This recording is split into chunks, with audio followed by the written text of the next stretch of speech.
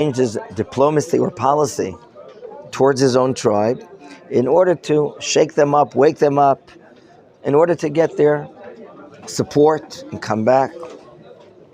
We're going to see that L'chor, what he did was logical. There was a sense of fear perhaps in the tribe of Yehuda. Maybe he's going to get back at them. Nonetheless, we're going to see how it's acting as a boomerang against David. Because when we see in verse Mem Aleph, verse 41, Vayivor HaMelech HaGilgala V'chaman Avar Imo V'chol Am Yehuda He'aviru Et HaMelech V'gam Chatzi Am Yisrael. We see that the waking up here in chapter 41 is working, that Yehuda is basically preceding all the tribes, together with part of all the other tribes that are now escorting David from the beginning of the crossing of the Jordan up to the Judean hills, up into Yerushalayim. Okay? Vine, there's a surprise, Pasuk Membet. As time is progressing, as people are moving, what do people notice? Vine, Kol ish Yisrael ba'im el HaMelech, vayomru el HaMelech, madua genavucha achenu ish Yehuda, vayaviru et HaMelech v'et beito v'et Yarden v'chol anshei David imo. As time passes, people noticed who is the main party, who is the main members that are supporting David, escorting David on his way back. And people have a grudge, and people have a complaint about it, that the people of the tribe of Yehuda, as if they're given special treatment, they're given special privileges, they're given all these matters, as if they're the ones that are most important. Whereas Ish Yisrael, what are they saying to the king? Why did you what? Why did you steal? Okay, Ish Yehuda. In other words, there is here a tremendous grudge, as if David HaMelech, okay, is moving and being supported by Yehuda. His army is going to be by Yehuda. And it's as if that he's going to what? Use his power up and against who? The other tribes of Israel. It's exactly what's happening here. In other words, do you remember the claim? The Malbim brings this point. Do you remember what Avshalom did? The term was repeated 3 times. Ginevat Lev. He stole the hearts of people, of Yehuda, of Israel, of the court system, and so on and so forth. Now David is being accused, basically, of what his son was accused of. That right now, you're stealing and giving support to your own tribe, and that's why they're the ones that are escorting you. Now, this is amongst the tribes, amongst themselves, as they're escorting David. What is the response of Anshe Yehuda? Pasuk Mem Gimel, verse 43. Vayan kol ish Yehuda lish Yisrael. Ki karov HaMelech alei. What do you want?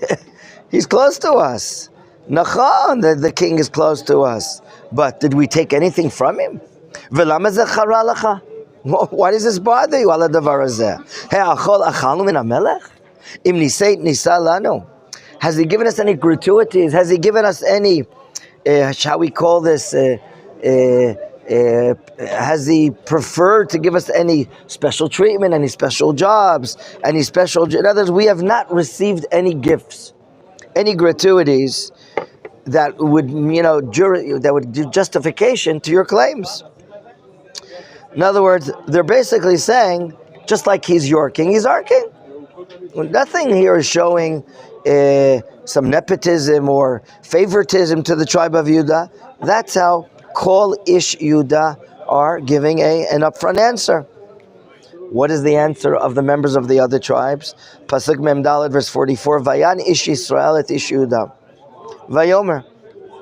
Now this is not a mathematical theory, but this is what he says. Eser Yadot Li Vamelech. וגם בדוד, אני ממך, ומדוע כי הקילותני ולא היה דברי ראשון לי לשבת מלכי? I'm stopping there purposely. Now, who is this Ish Yisrael? I once heard from one of my rabbis, Rav Binun, Elchanan Binun, the rabbi of the town of Shiloh, one of the great Tanakh teachers. When I studied in a teaching seminary back way ago, so when I studied Shurim once a week with him in Tanakh, he would bring key midrashim that he would apply it to the pshat. The Ish Yisrael here could be the commander of all the commanders of the tribes that are not from the tribe of Yehuda. And he basically says, look, our representation in the king of Israel is we're 10 tribes. Okay, we're not counting not Yehuda, of course, and not Binyamin, which is often aligned because of their proximity to Yerushalayim, their proximity to the geographic region of Yehuda. It doesn't count for Binyamin as well. And he says, look, we're 10. So we have 10 parts of how many parts? Of 12 parts of the kingdom. And you know what? Even if David, as a person, is from who? Shevet Yehuda. Okay, and it says, he calls David, even David, meaning from the tribe of Yehuda, we have 10 of the 12 parts. And therefore, this is an answer why David should even be more responsive to us. Why should he be more part of us? Okay? And therefore, we should have been what? Those that are escorting David and taking him out of here. So we see here, there's contempt, there's like a contest here, an unfortunate contest, which is leading simply to resentment, and God forbid could ultimately lead to a hatred. What is the ending of this dialogue between these leaders? The ending of the pasuk in 44 you see is Vayikesh devar ish Yehuda mi devar ish Yisrael. Vayikesh from which word? Vayikesh from which word? No, it doesn't say. No, from the word. Huh? Kasheh. Kasheh. What we're hearing here, the complaints, the resentments of the tribe of Yehuda are even more severe than what we just heard from the commander of the other tribes. Well, what does the Tanakh share with us? What are the resentment of this? No. And therefore, Chazal even say, and others bring it, that because of the honor of Israel, that we don't want to get into this, even writing down their resentment, writing down their anger, the Tanakh rather, preferred not to publicize. That's one meaning. In other words, the words of Yehuda are so hard, it's not even recorded. That's one understanding. The Radak says something in a different, and that maybe Vayikesh could mean that in a way it's like letters of Shaket, even though it's not exactly the same letters. We don't see a response by David involving himself what's going on here between the two tribes. And because he is so quiet and not making any matters, it bothered the tribes of Israel to such an extent that will be the opening of chapter 20. That if we read chapter 20, here we go again, a vicious cycle. Visham nikra ish b'liya'al ushmo Sheva ben Bichri ish Yemini. Vayitka b'shofar, he sounds the shofar, and here it is, the next rebellion begins. Vayomer, he says, and this becomes the sisma, like the password of this new rebellion, the following words, quote, Ein lanu chelek beDavid, velo nachala lanu beven Yishai. That becomes the password. We don't want him, we have no part of him, we're not interested in him, or the son of Yishai, and therefore he declares, Ish le'ohalav Yisrael. Every man go to where he belongs. We're not going to give support to this matter. Didn't they just finish a rebellion? Absolutely, absolutely. The Jewish people are so talented, and everyone thinks that we know what's right for the Jewish people. And as they get higher, they also think, look, today or yesterday, I don't know, the former head of the Shabak, the secret police of Israel, said, we're going up against this reform. Yeah, former head of the Shabak, he's supposed to be nationalistic. You're not supposed to enter politics into security or defensive matters. It's almost like a military revolt going on. They already signed thousands of pilots and others. It sounds ridiculous. It shows how low and base their national values are. You don't. It's clear that this small group of people, backed up with European money and the agenda of the very tilted left-wing press of the State of Israel, that they're blowing things up. And they've been doing this now for 6 and 7 months. And there are simple people in the streets believe that it's terrible. There's going to be a dictatorship or this or that. And it's terrible things. So you see how far we can go. Something's been blown up so much. Let's now mention a few points, and this will be, I think, a prelude to what we're about to study. We mentioned this as we're summing up now the last 2 chapters, ever since the revolt of Avshalom has been nullified. And we can see, really, to answer a question, what effect does David's PR campaign to re-enlist his tribe of Judah have on the rest of Israel? We can see what's about to happen. As you remember, David always has been the type of leader that he doesn't push himself upon the people. We pointed it out that when he was first anointed as king of Yehuda, he never made an issue that he should be a king of Israel. Only when the turf was ready, when people were more willing to accept David, and it was big time, big support was coming over from all over the country, did then David take office over all of Israel. However, to push himself on anyone else, not. So too here. He's waiting and waiting on the other side of the Jordan River ever since Avshalom has been killed, and he does not want to take the kingdom by force, because right now we went through a very, very touchy time, that so much support was given to Avshalom, including David's own tribe, and therefore David has patience. Where did he get his patience? He's a great chassid, a great scholar, a saint. He's waiting for the nation to accept him. And it's true, only when he gets the support of all of Klal Yisrael, and especially from his own tribe. I mean, he's not going to take over office without the support of his own tribe.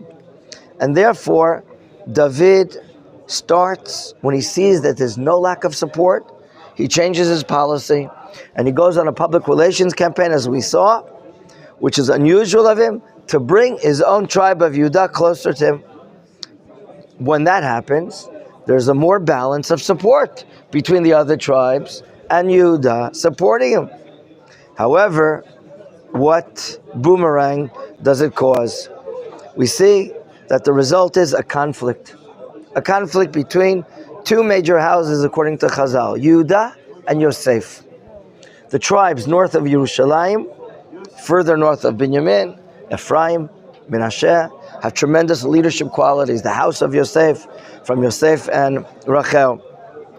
And here we see that things that have been maybe not agitated, things that are on a low burner, are now coming up.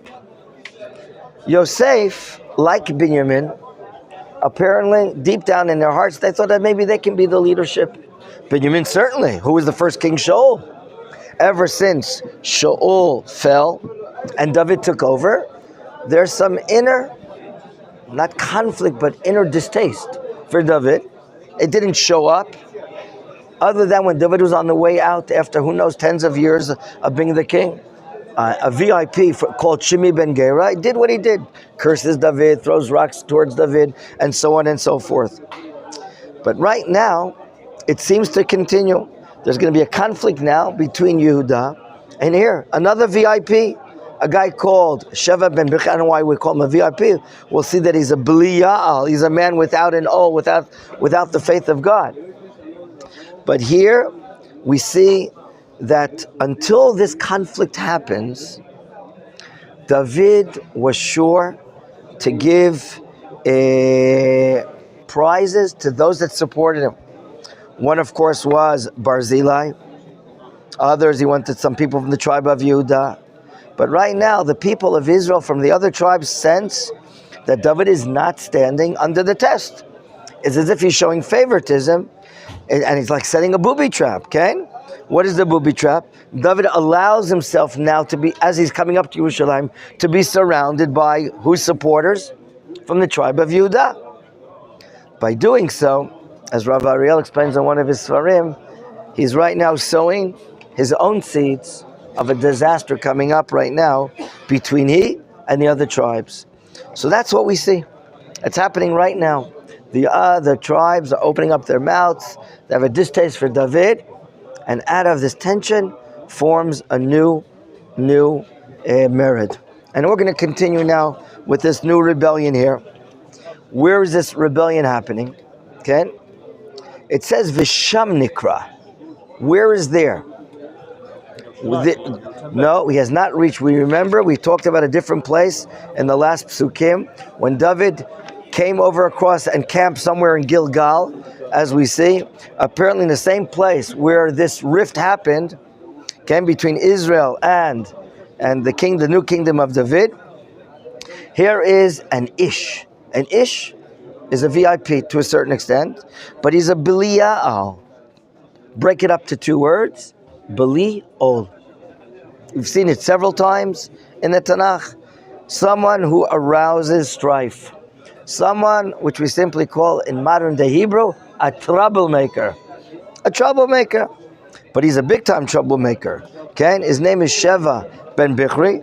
Some say maybe his name comes from Shavua, man that maybe was sworn to do things. But clearly he's a who? An Ish Yemini. And this tells us a good part of the story.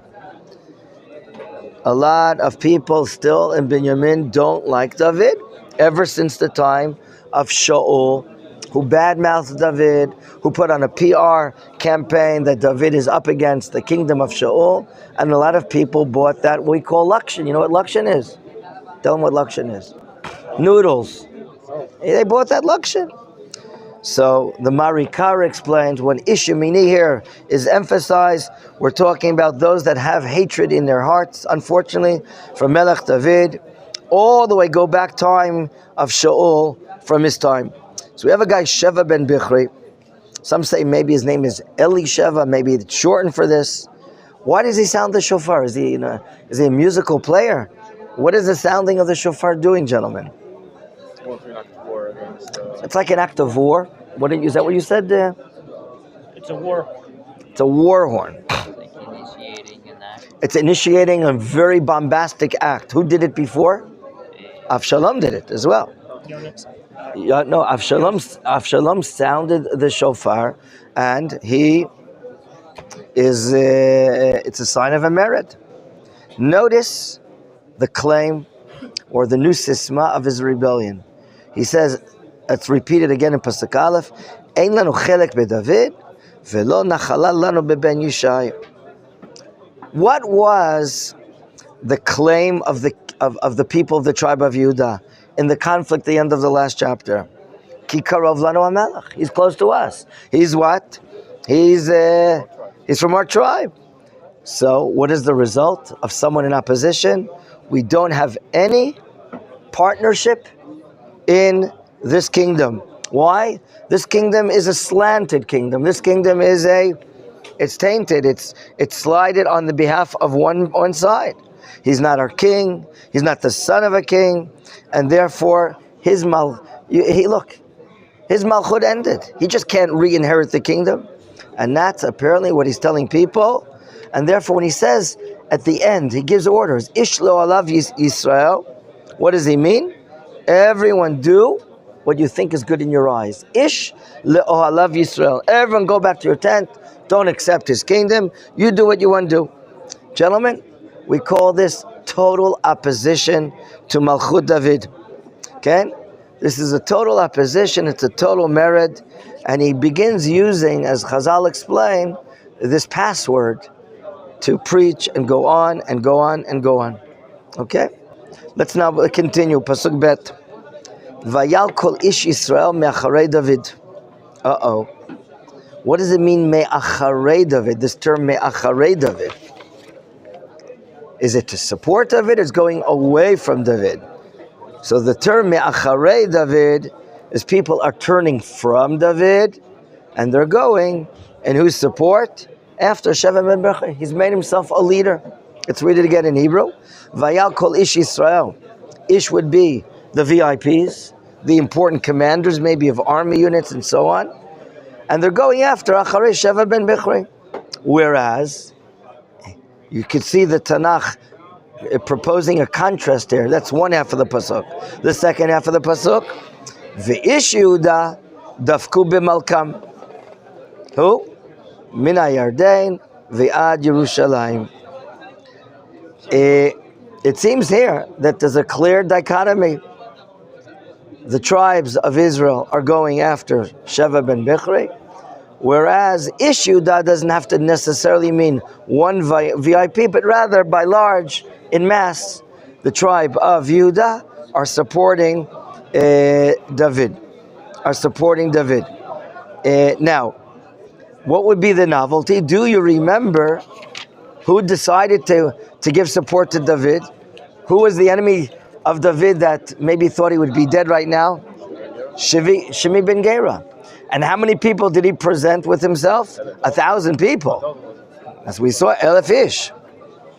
So the chidush could be that the same Shimi ben Gera, who really did the act of treason, going up against the king, cursing and blaspheming him, throwing rocks in his decision, and they came so fast when David is reinstating his kingdom, he wants to become a Baal Tshuva, he enrolls in Machon Meir, I'm supporting you, it's okay, I'm sorry.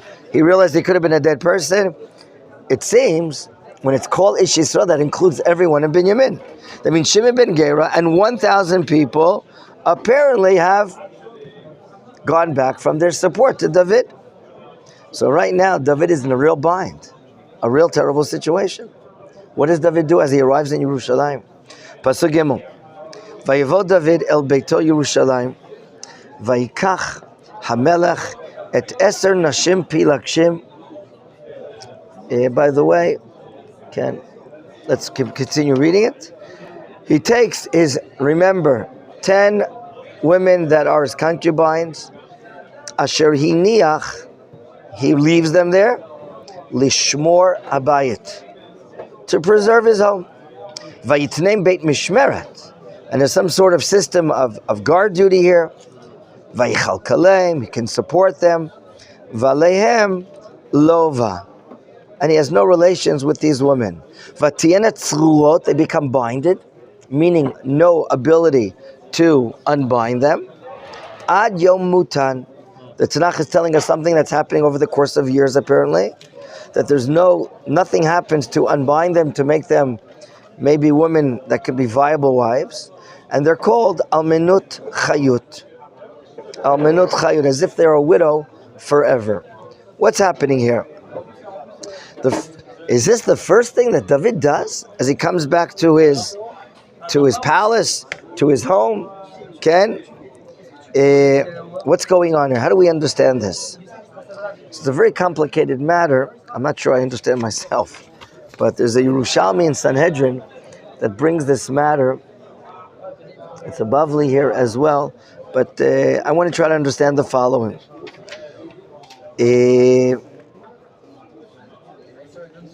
Who had relations with these women? Avshalom. If anyone uses the property of a king, he's like defaming it. If he turns it from something royal to something mundane, then it could even be prohibited for usage of the king. That's what, if I understand correctly, he's taking care of right now. These women were profaned by Avshalom. They're no longer worthy for the usage of the king of Israel. And therefore, he puts them where? In guardianship, that no one should be able to have relations with them. And right now, David has no relations with them. They're put on the side. They are tzurot, as if they're tied up. They have no permission right now to get married.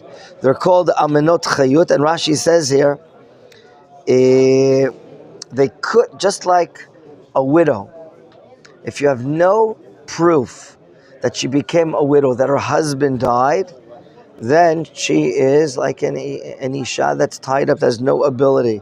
That's how Rashi explains the matter right here. Maybe he's afraid that he might come into Yerushalayim and have relations with them.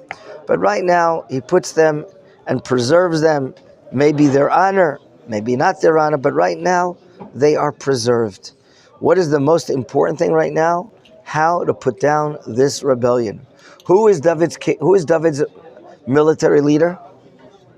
Who was David's military leader? Yoav was, for a long, long time, decades and decades.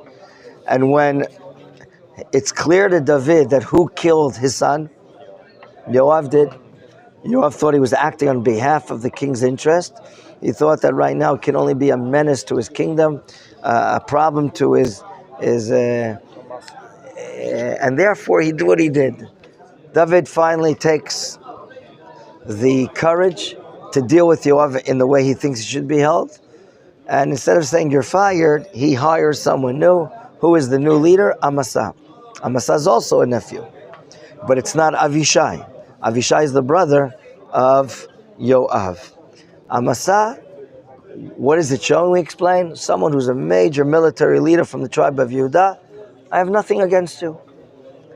Even though, a few days ago or a few weeks ago, Amasa was leading the troops to kill David. But David is showing, I have nothing against my own tribe. I'm willing to forgive. I'm willing to pardon. And it worked. He was able to receive the support of the tribe of Yehudah by doing this, by appointing someone like Amasa. Now let's see what he does to Amasa. What does he impose upon him? Pasuk Dalet, verse 4. Now he's the former head of the army of Shalom, and now he's asked by David to enlist reserve soldiers. Vayomer HaMelech el Amasa, haz'ek li et ish Yehudah shloshet yamim, v'ata po amod. In other words, after you finish the misima, the mission of gathering the soldiers, I want you to bring them to here. Here, meaning in Yerushalayim.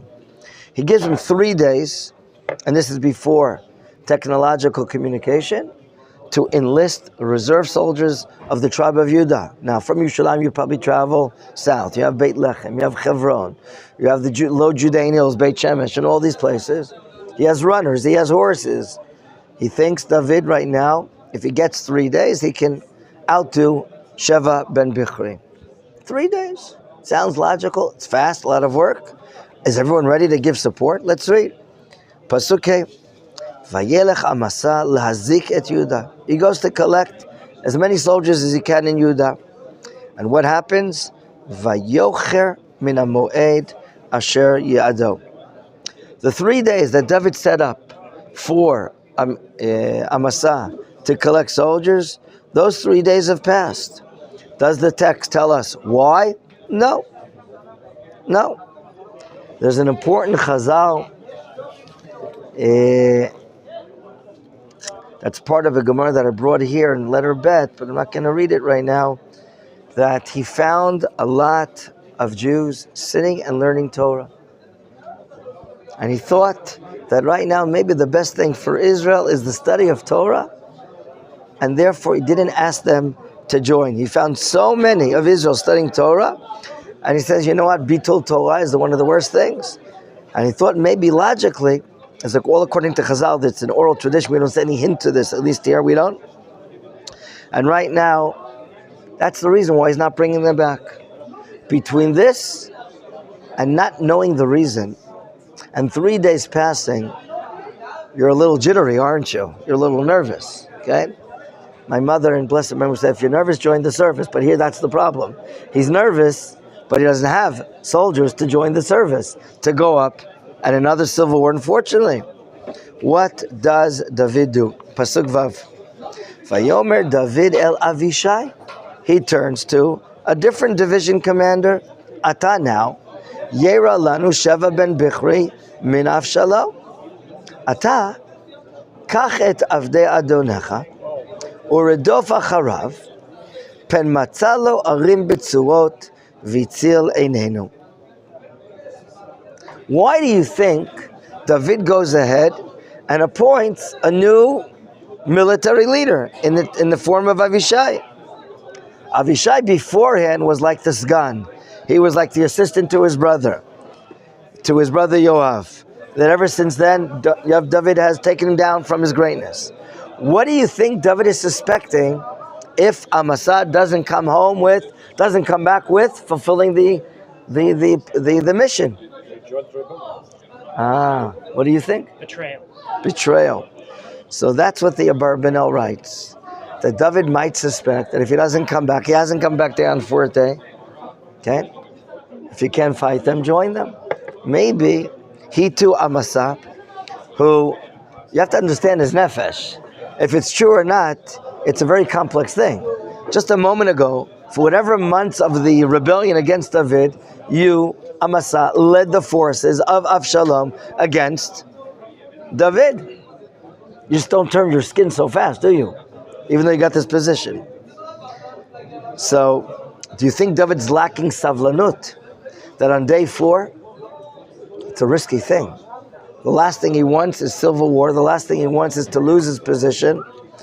And maybe that's the reason why he appoints here Avishai to do the position. Okay?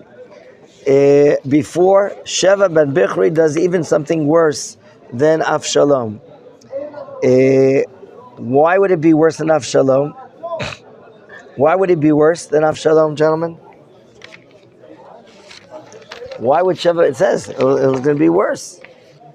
Kachet Yera lanu Sheva ben Bichri min Avshalom. He may have just been expressing word.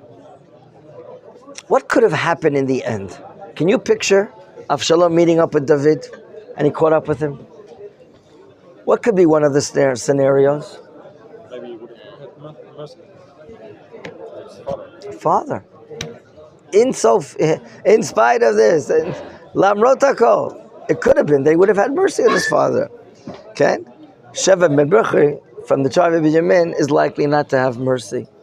Furthermore, whatever mistakes, if he had what we call hafakat likachim, if he arrived to conclusions, what mistake was that happened in the former rebellion, he's a smart general, he learns from whatever mistakes, and now he can apply whatever new things have to be concluded.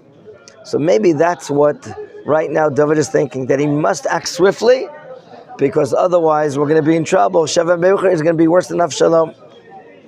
So what does he say? Kachetu, who should he take? Avdei Adonecha, the soldiers that he has there, and pursue after him. To go where? Pen matzalo arim bitzurot, vitzil einenu. Okay? What do you mean vitzil einenu? There's like a word missing here.